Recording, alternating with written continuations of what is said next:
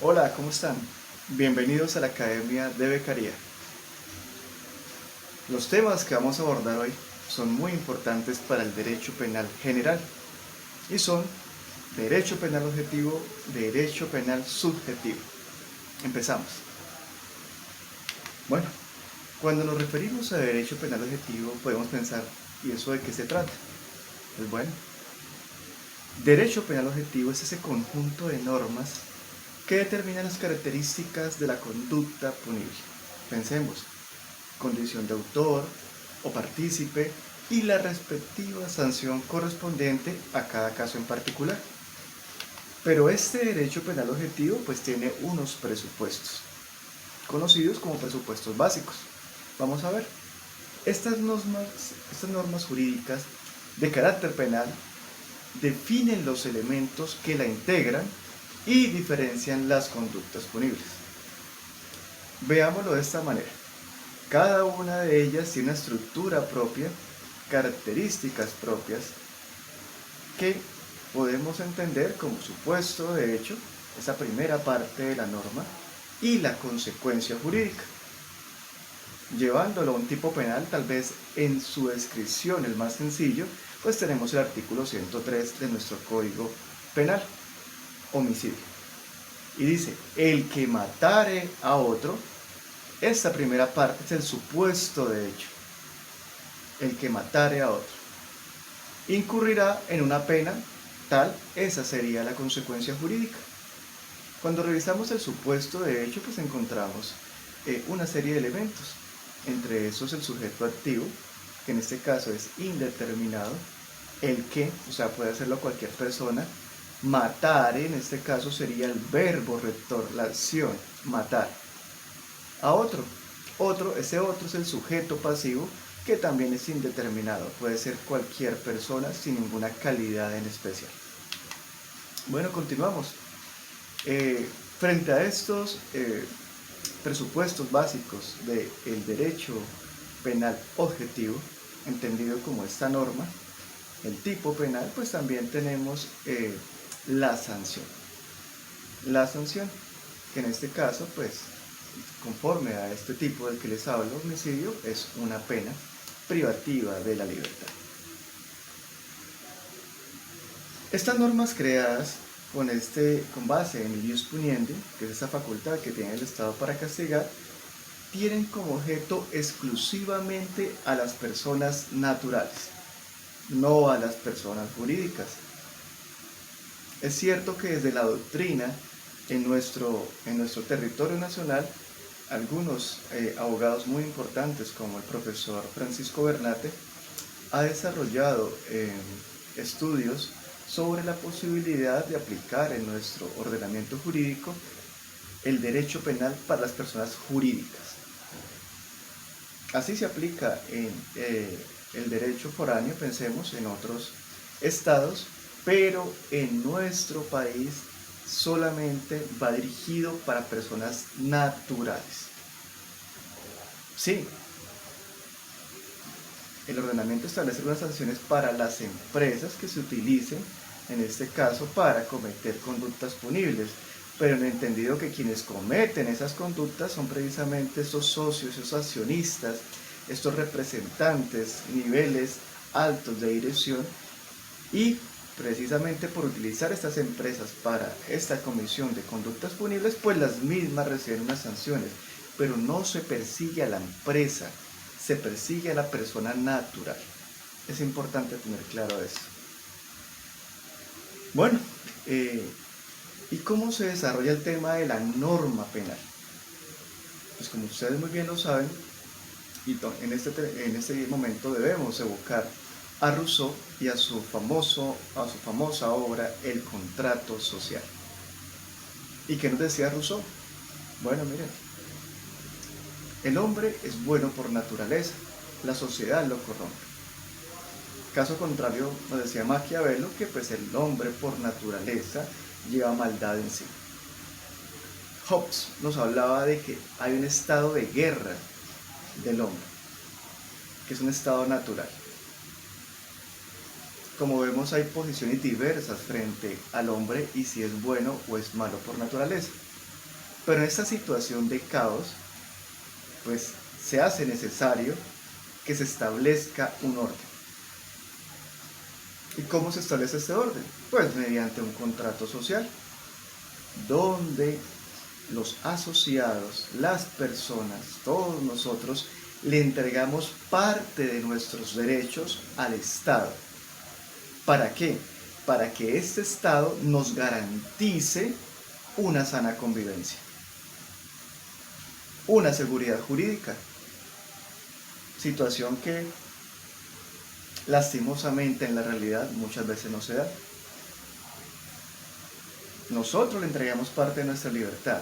Por eso es que el Estado, a través del legislador, puede, en este caso, formular normas de tipo penal, las cuales están dirigidas precisamente a la protección de una serie de bienes jurídicos. En este caso, pensemos como finalidad principal mantener una convivencia pacífica para todos los asociados, para todos nosotros. Y a partir de allí es que se crea la norma penal.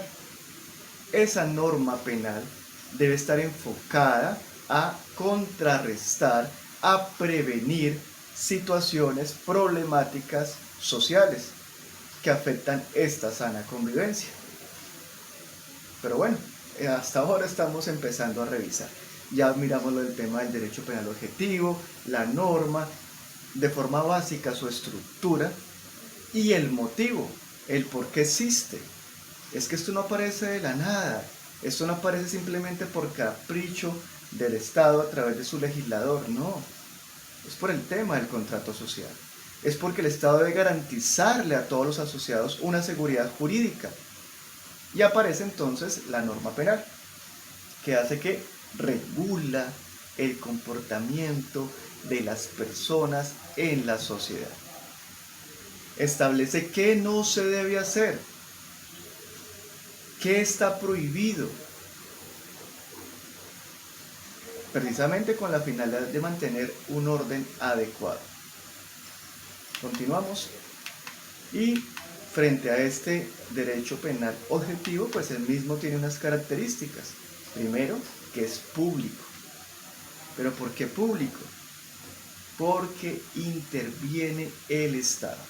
Acabamos de revisarlo con el tema del contrato social. Si el Estado interviene en el desarrollo de esta disciplina del derecho, entendámoslo de esta manera, pues, ¿qué sucede ante una noticia criminal? Pensemos, X delito, un homicidio. Pues inmediatamente la Fiscalía de Oficio, en este caso por la gravedad de la conducta, debe iniciar la investigación. La Fiscalía, este ente que goza de unas facultades especiales y también de obligaciones conforme al artículo 250 de la Constitución Política, pues debe iniciar esta acción penal. Iniciar esta acción penal cuando la conducta, que en este caso se investiga, reúne requisitos de una conducta punible. En este caso debe iniciarlo. Pero la Fiscalía en esta situación está representando al Estado. Por eso el derecho penal es público desde el punto de vista objetivo. Primera característica, vamos a ver la segunda. ¿Es finalista o teleológico? ¿Qué quiere decir esto? Que como tal, él busca un fin. Ese fin, ese espíritu que el legislador establece a través de la creación de la norma penal es precisamente salvaguardar bienes jurídicos. Bienes jurídicos entendidos como valores, pensémoslo, la vida, libertad, el patrimonio económico, libertades individuales, entre otros. También es garantizador, sería la tercera característica. Y es que precisamente cuando hablamos de que debe ser garantizador, es que el procedimiento para establecer estas normas penales siempre debe ser enfocado hacia el ser humano. Nuestro derecho penal, esta actual ley 599 del 2000, es un derecho penal constitucional. Y eso es muy importante. Es constitucional. ¿Qué quiere decir esto? Recordemos que la Constitución se funda, lo dice el artículo primero. Colombia es un Estado de Derecho, y estoy parafraseando, que se funda en el respeto por la dignidad humana. Dignidad humana. También lo dice el artículo primero del Código Penal, el artículo primero del Código de Procedimiento Penal. La dignidad humana es un pilar fundamental del Estado social de derecho, como lo es nuestro Estado. Entonces, la creación de normas penales, desde el punto de vista del derecho penal objetivo, debe estar enfocada al respeto por la dignidad humana. Por eso, desde el populismo punitivo, situación que lastimosamente se presenta de una forma reiterada en nuestro país, se pretenden establecer penas consideradas inhumanas, como una prisión perpetua, donde se le dice, mire, usted no se puede resocializar, usted en ningún momento va a poder servir a la sociedad, por tanto lo apartamos, lo alejamos por completo, lo tiramos a un hueco, lo echamos al olvido. Y se preguntarán ustedes, pero bueno, es que cuando hay conductas tan graves, entonces ¿qué hacemos? Son personas tan malas que deben estar apartadas, y es cierto. Pero recordemos que nuestro ordenamiento jurídico establece penas por un delito hasta de 50 años y por concurso de delitos, entendido como 2 o más, hasta 60 años. Y acá recuerdo al doctor Montoya, profesor de maestría, que él tiene una teoría que él habla de la pena, en este caso cadena perpetua material. Que porque él dice, y entiendo sus razones, que cuando se aplica la pena máxima en Colombia por un concurso de delitos, entendido como 60 años, a una persona que tiene 40 o 50 y una expectativa de vida de 75 años, en nuestro país, pues prácticamente es una pena que va a estar aplicada en este caso para el resto de la vida de esta persona. Y entonces, cuando cogemos a este ser humano que comete estas conductas tan reprochables, tan abominables, y decimos desde temas de medios y del Congreso, de algunos congresistas, hay que ser justos, de algunos medios, no son todos, que la única solución para esto es aplicar o aumentar penas o aplicar una cadena perpetua. ¿Qué estamos haciendo? Lo decía Kant, estamos cosificando a esa persona. Recordemos que la dignidad humana es que el hombre, en este caso las personas, son un fin en sí mismo. Por lo tanto, no puede ser utilizado como un medio para llegar a un fin, porque hacerlo, utilizarlo como un instrumento, sería cosificarlo, desconocer su humanidad. Por eso, frente a las características que estamos revisando del derecho penal objetivo, está el ser un garantizador. Garantizador, teniendo como fuente, como base, como pilar, el respeto por la dignidad humana. Continuamos. Fragmentario. Fragmentario, ¿qué quiere decir esto? Es que el derecho penal no cobija todas las conductas que vulneran bienes jurídicos. ¿Por qué? Porque es que debe limitarse a lo más grave. A lo más grave. Entendido como, por ejemplo, situaciones que tienen que ver con temas morales, con temas de ética. Ven, en este caso recordemos, el derecho penal debe ser la última ratio, la última razón, hasta que no se evacúen todas las demás herramientas para un debido control social, pues no tocamos el derecho penal, no podemos abordarlo. Hacerlo sería desconocer este principio de la última ratio. Por eso es fragmentario. No aplica para todo tipo de bienes jurídicos, solamente para aquellas conductas que lesionan o ponen en peligro efectivo los bienes jurídicos más importantes. Conductas consideradas como graves. ¿Listo? Ya revisando estas características, pues vamos a ver algunas fuentes de este derecho penal objetivo. Y tenemos la jurisprudencia, como sabemos, los pronunciamientos de las altas cortes frente a temas penales. Recordemos que la jurisprudencia es una de las fuentes del derecho, junto con la doctrina, la ley, la costumbre, entre otras. ¿Y por qué es importante? Porque aunque el trabajo del legislador es en su mente establecer un mundo abstracto de lo que podría pasar, de las conductas en las que podría incurrir un ciudadano, mismas que atentan contra los bienes jurídicos, pues muchas veces, aunque la norma se trata de estructurar de la mejor manera, y aquí aplica el principio de la buena fe, muchas veces no queda bien, muchas veces queda con vacíos.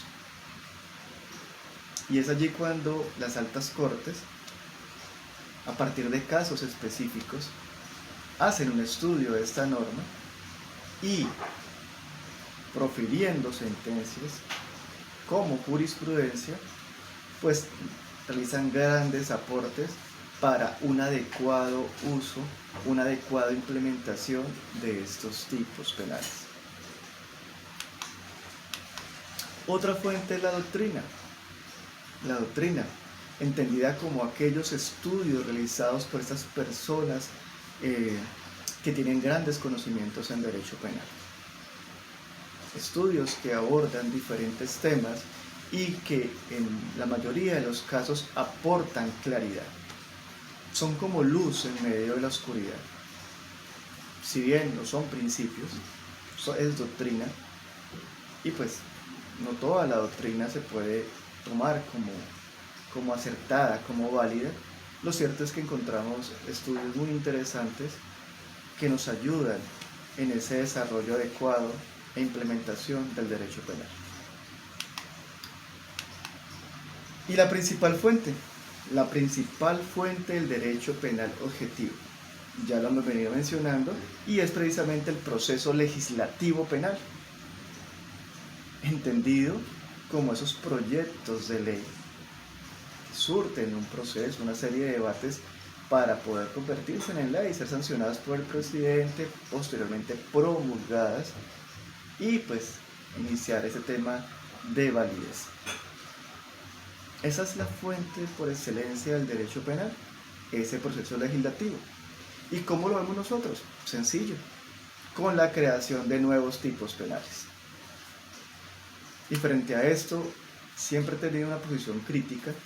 Considero que crear más y más y más y más normas, pues claramente está restringiendo nuestra libertad y otra serie de derechos. Esto basado en el contrato social de Rousseau, como ya lo dije hace un momento. No podemos pensar que con la creación de nuevas leyes, nuevos tipos penales, pues vamos a estar más seguros. No. Ese pensamiento es propio del populismo punitivo. Populismo punitivo que ha sido utilizado como un instrumento para la política criminal. Qué error tan grande. Qué error tan grande. ¿Cómo se van a basar las políticas públicas de tipo criminal en el populismo punitivo? En el miedo de la sociedad, en creer que solamente incrementando penas o creando nuevos tipos penales vamos a lograr seguridad jurídica, vamos a lograr una convivencia pacífica. Eso no es cierto. Eso no es cierto. Eso nos lleva a una serie de inconvenientes que los vivimos a diario, donde hay nuevos delitos o las penas se incrementan y vemos que los índices de criminalidad siguen aumentando. Entonces, ¿qué pasó con la promesa del legislador que nos dijo, mire, con esta creación o con este incremento punitivo, o inclusive hemos llegado a esos extremos, o con esta restricción de garantías procesales, usted va a estar bien, ciudadano, usted se va a sentir seguro? Salimos a la calle y encontramos completamente un escenario diferente. Pero bueno, acá no se trata de profundizar sobre el populismo punitivo, simplemente de enunciar algunas características.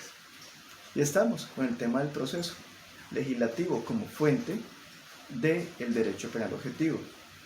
Y ustedes se preguntarán, pero es que el profesor está diciendo que entonces está malo crear tipos penales. O sea, está mal que el legislador, a partir de unas problemáticas sociales que evidencia, desee regular esa situación con la implementación de una nueva norma, de un nuevo tipo de penal, y la respuesta es no, eso no está mal.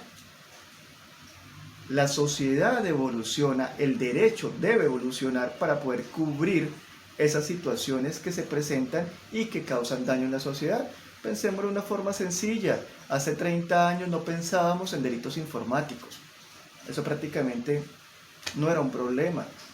Pero con toda esta evolución de la Internet, con toda esta situación de la conectividad y de realizar compras en sitios virtuales, pues se creó, por llamarlo de esta manera, aunque es incorrecta, una oportunidad para aquellas personas que tienen como objeto de vida delinquir. No lo son todas, pero las hay. Claro, el legislador en ese contrato social debe garantizarle a la sociedad que pueda realizar sus compras virtuales de forma tranquila, que pueda manejar sus transacciones sin tener miedo de que le vayan a desocupar la cuenta. Y pues establecen una serie de tipos penales destinados exclusivamente para atacar este tipo de conductas punibles. Es necesario. El problema surge cuando no se hace un estudio detallado de la situación que genera esta problemática social, entendido como revisar la fuente y la verdadera esencia de ese problema. No se trata solamente de vender que a través de mayores penas, de menores garantías procesales, se va a tener mayor justicia y seguridad. Ese no es el camino. Esa no es la forma. Pero bueno, regresamos a nuestro tema.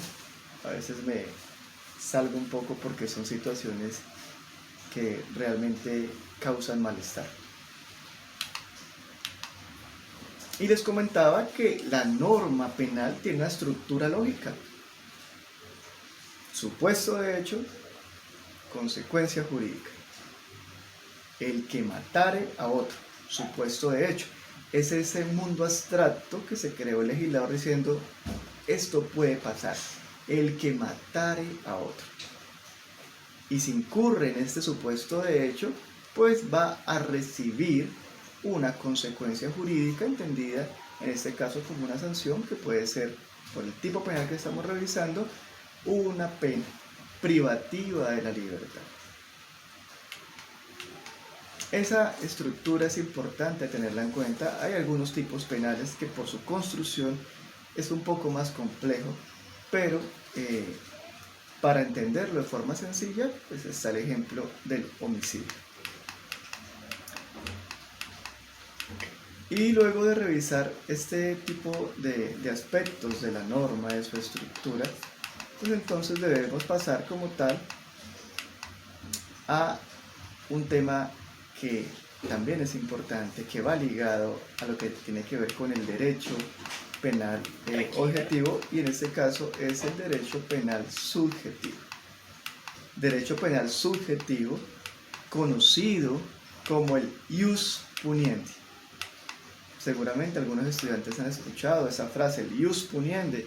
Y dice, bueno, ¿y qué es el ius puniendi? Pues el ius puniendi es esa facultad que tiene el Estado para establecer qué conductas son punibles, qué conductas por su realización recibirán una pena, una sanción.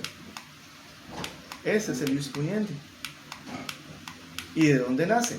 Ya lo dijimos, contrato social, Rousseau. Le entregamos parte de nuestros derechos al Estado para que el Estado nos garantice una convivencia pacífica, porque como decía Hobbes, estábamos en un estado de guerra constante. Cada uno hace lo que quiere. Si yo o si el vecino pretende quedarse, pensemos en esto, con los hijos, con la comida, con los bienes de su compañero, de su vecino, pues simplemente si es más grande, más fuerte, si tiene un arma, va y lo hace, y quien le dice que no, prácticamente se aplicaba la ley del más fuerte. El que gozaba de mejores armas, el que gozaba de un grupo más grande, podía llegar y acabar con los demás. ¿Y quién lo detenía? Nadie. Nadie. Seguramente alguien más fuerte, pero situación completamente injusta, estado de guerra. Nace entonces el tema del contrato social. Con ello, para que el Estado pueda garantizar esa convivencia pacífica, pues debe hacer uso de ese ius puniendi, de esa facultad para castigar. Pero bueno,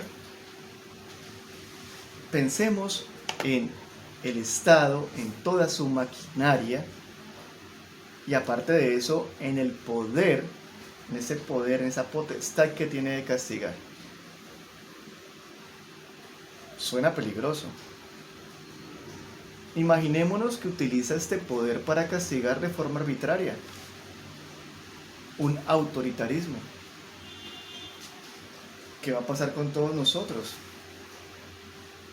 ¿Qué va a pasar con aquellas personas que van a ser procesadas si no hay un límite a ese poder de castigar? Y es aquí cuando aparece el derecho penal subjetivo.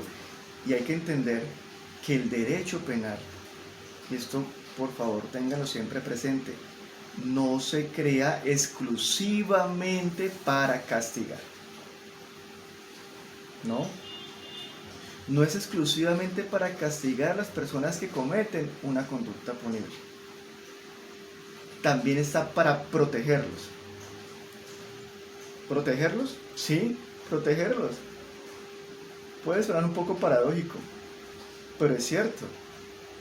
Está para protegerlos, para establecer unos límites a ese poder punitivo del Estado, para que no se desborde, para que no se aplique de forma arbitraria. Y por ello, ustedes en el desarrollo de la normatividad, en este caso sustantiva, Código Penal, Ley 599 del 2000, encuentran como principios rectores el respeto por la dignidad humana. También temas de la necesidad de la pena, entre otros. Y si vamos al estatuto procesal, lo mismo. Vamos a encontrar respeto por la dignidad humana, vamos a encontrar la libertad, que solo puede ser restringida en principio por la orden de una persona, en este caso un juez competente, juez con función de control de garantías. O si la persona es capturada en flagrancia, pues debe ser llevado en menos de 36 horas ante este juez constitucional para que avale la legalidad de esa captura. Esto por el respeto a la libertad. Recordemos que la libertad es un derecho fundamental. La misma normatividad, Código de Procedimiento Penal, establece la afirmación de libertad. Artículo 295, si no estoy mal. Y ahí nos habla de que solamente se puede restringir de forma excepcional. ¿Qué son eso? Garantías. ¿Garantías para quién? Para el procesado.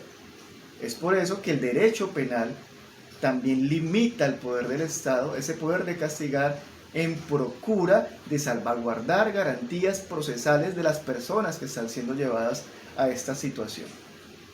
No puede llegar el Estado de forma arbitraria y privar de la libertad, someter a una persona a un proceso infinito y luego decir es que lo hago con base o con fundamento en el ius puniendi. No, deben existir unos límites y ahí están claros en la norma.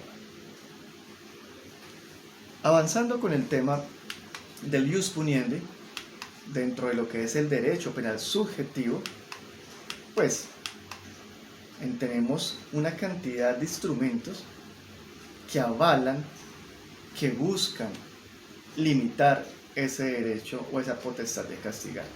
Y están los tratados internacionales, por traer una colación: Convención Americana de Derechos Humanos, año 1969, ratificado por Colombia en el año 71. 71, 72.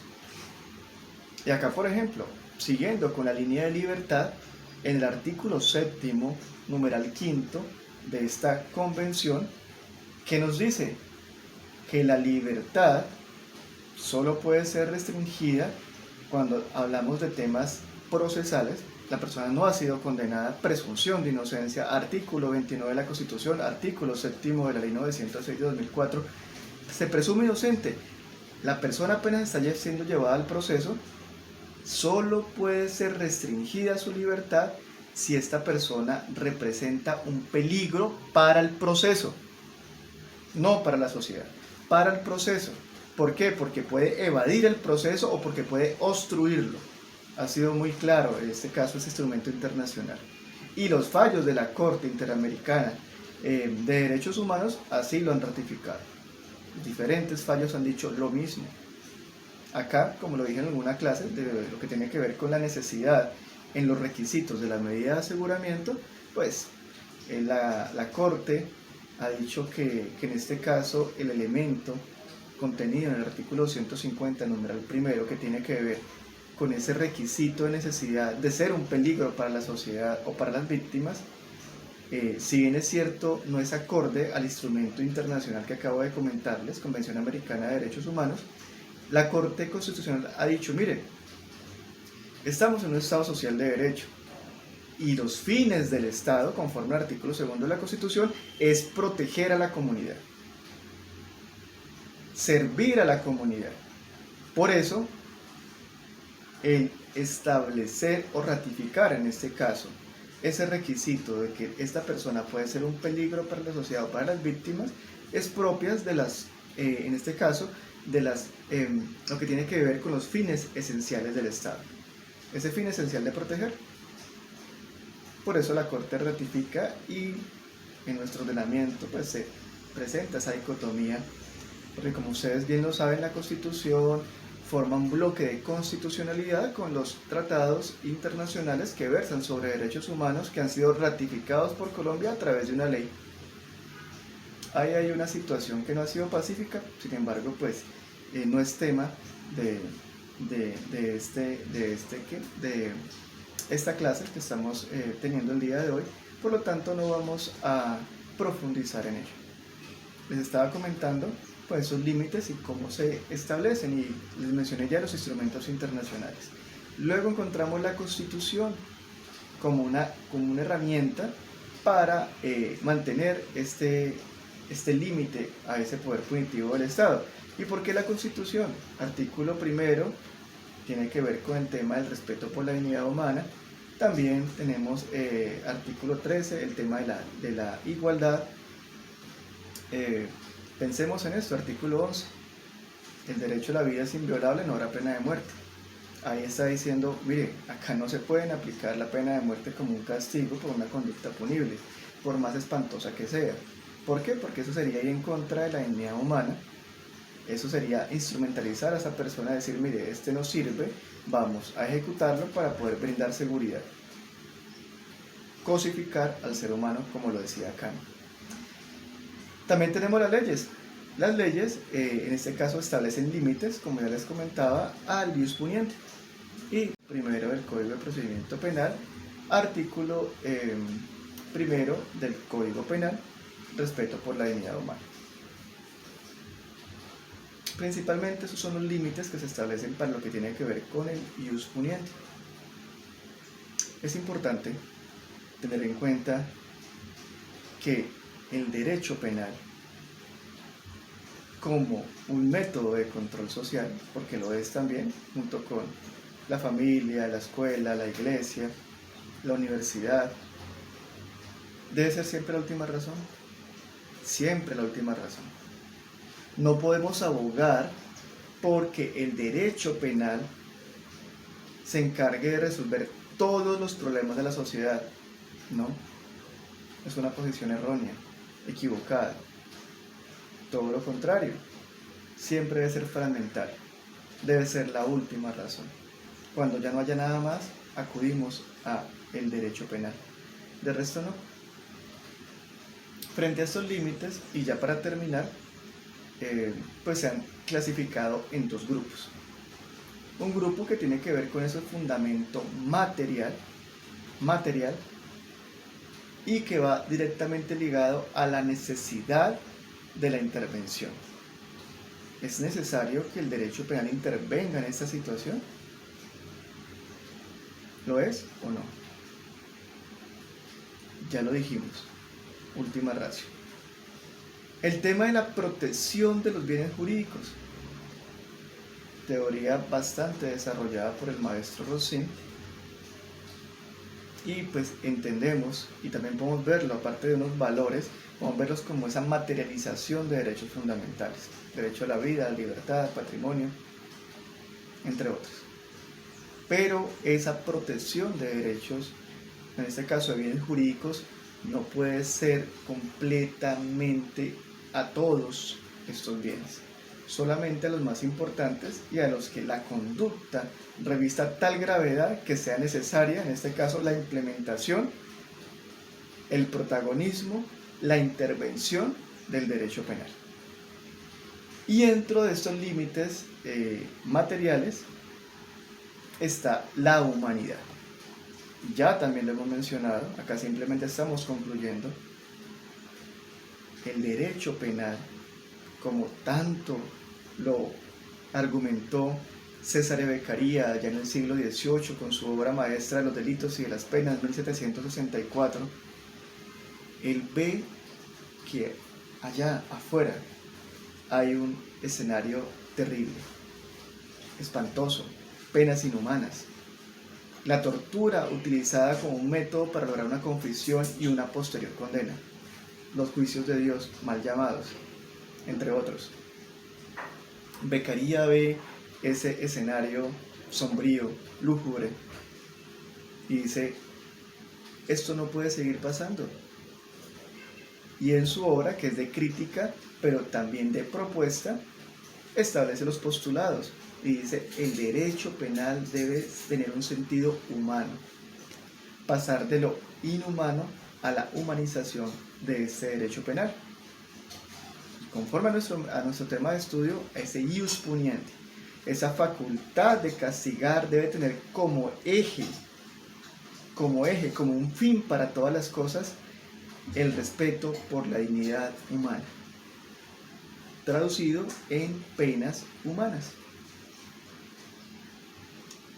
El otro grupo que establece límites al derecho penal, en este caso al ius puniendi, es el fundamento formal.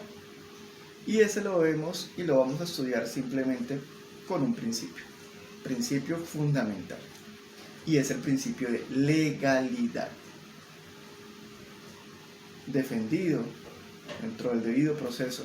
Pensemos en la Constitución política, y es que ninguna persona puede ser procesada, puede ser castigada, puede ser hallada penalmente responsable por una conducta que no se encuentre previamente establecida en la ley.